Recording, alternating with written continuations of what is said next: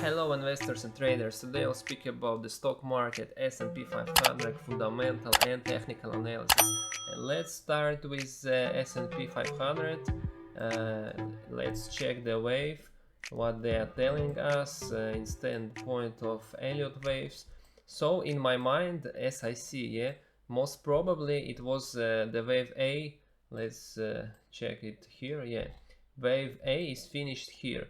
Now we see the bounce, we see a bounce. So it was my projection, this yellow line, since September, at the beginning of September. So here most probably wave A is finished. Actually it was about 2%. We didn't get to the target, to the aim, but it's okay. Generally it's fine. So now we see bounce. Usually the bounce of wave B, it's 50 to 60% from wave A. So if we considering the A is finished here, so let's check.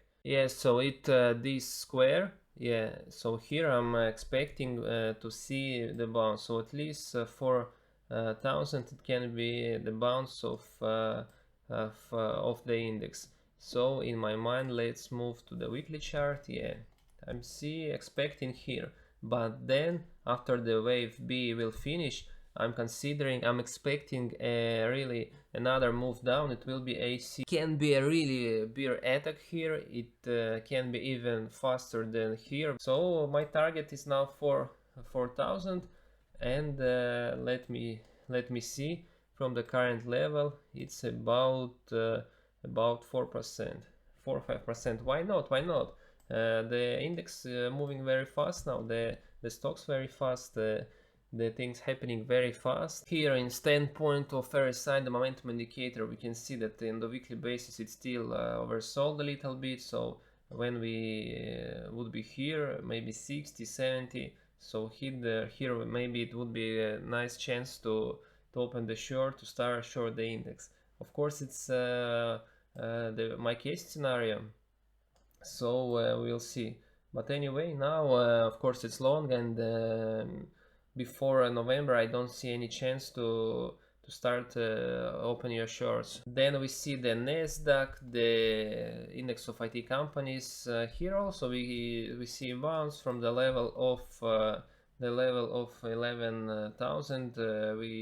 We have seen recently the quarter reports of Google, of Microsoft. They weren't impressive, so that's why the reason now, for example, the Nasdaq is falling. So of course the Fangman groups, such strong and big giants like Microsoft, they gave not very impressive focus, not very positive. So this is one of the main reasons why, of course, today the index falling. And Russell 2000, we can see that here also the bounce from this level. Let's move to the monthly chart, monthly time frame. It's a level of 170, so at a major support level since last 5 years. So from here, of course it's a massive support level. So of course I'm not impressed that we see a bounce here. But now I remind you that it's small cap companies here.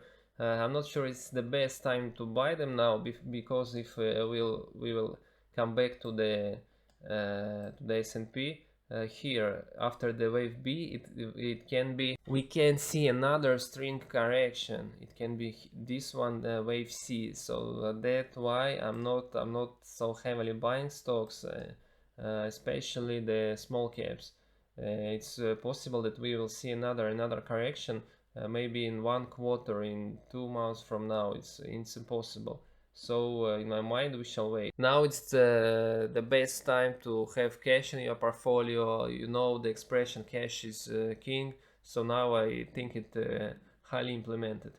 So let's move to Bitcoin, B2C. Usually I don't see B2C in my channel, but now I think it's a very nice template here. Let's see. In my mind, it was a it was impulse here. It was the first wave, the second, the third. The third, I remind you, usually the longest wave in the impulse, and then here fourth and the fifth. Then impulse finished actually. Yeah, here as I see, it was a correction. You can see by yourself A, B, C. Let me check. Yeah, it was A, B and C. Yeah, most probably C finish here. Also we can check by the Fibonacci if we say that it was A, B, C.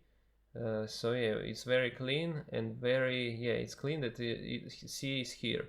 So about 19, 18, it look very nice. Also we can see that last week's about the Bitcoin, it's here the support level. Telling you that true, I'm not going to buy Bitcoin directly. I'm planning to buy stock Bitcoin related stocks.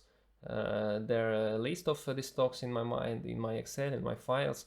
There are about 5-6 stocks. So when the indexes, S&P, Nasdaq, all the correction, all the issues with Fed, with interest rates will come down. Of course, it would. When, for example, the Fed will give even a hint that they are going to perform some QE, so it would be the best time to come to the market and start to heavily buy stocks. By the way, let's check what the Fed's forecast of the interest rates. So here it's the Fed rate. We have a meeting in 6 days from now. We can see that now the current interest rate is 3.25. So the next meeting will held in the 2nd of October, and we can see here the most probably, of course, all the world expecting that they are going to raise the interest rate about 91% that it will be 4%. Yeah, so no doubt that will be raised. And the second meeting will held on 14 December, and here we can see another probability of 55%. It will be 4.50, even it can be closer to 5%. So very high probability. You can see here how the probability changes. So no doubt here if we will move forward, yeah, to February of next year, here even it can be 5%. 5% in my mind, of course, it's a lot. So anyway, we will see how the Fed will act in the next week. Then let's move to the DXY index dollar. We can see that it beginning to come down. Of course, here 114 was at high levels. It's very strong, the dollar, related to the whole currencies in the world, the euro, yen, Japanese currency. So now I can see that it start to a little bit become colder, but of course we will see. It was a range here, and then we get out from this range here to these top levels. And let's move to the TLT. No, before let's check the US bonds for 10 years. We can see that it was a declining channel. We got out from this channel. Now it 4% the yield of 10-year treasury bond, but US bond, but it 4% for the 10-year, but the 2-year can offer us even a higher yield at 4.4. So we can see that we have here a deal with inverted yield curve. So it's a problem because the risks and the problems in the near term are higher than the long run. So most probably now we are in a recession. And of course for the stocks it's a very, very bad sign. So that's why we have here the TLT. It's shares 20-year treasury bond ETF. So if we will see this ETF, we can see now it traded at the levels of 2005, 6, so it on its 30 years lows, so it's very cheap. Now it's very strong under very tough correction. We can see that from the beginning of the year it's down more than 30%, and I would like to remind you that it's US Treasury bond. It's one of the safest the securities in the whole market in my mind. I'm not sure that US going to default in the nearest 20, 30, even 50 years. Let me check most accurately the amount of correction.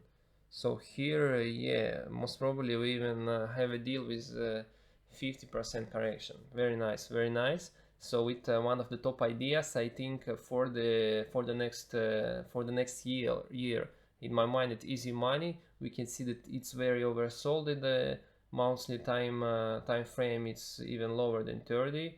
We didn't saw such a low momentum actually in the history of the chart. And if we will go to the weekly time frame, yes, it's also 2025, so it's, yeah, it's oversold. So pay attention to this ETF, to this instrument. In my mind, the TLT, don't forget it, ticker. It's one of the best ideas for the next year. Now I think it's very very cheap, but you can see by yourself that in the chart it's very seldom you can buy this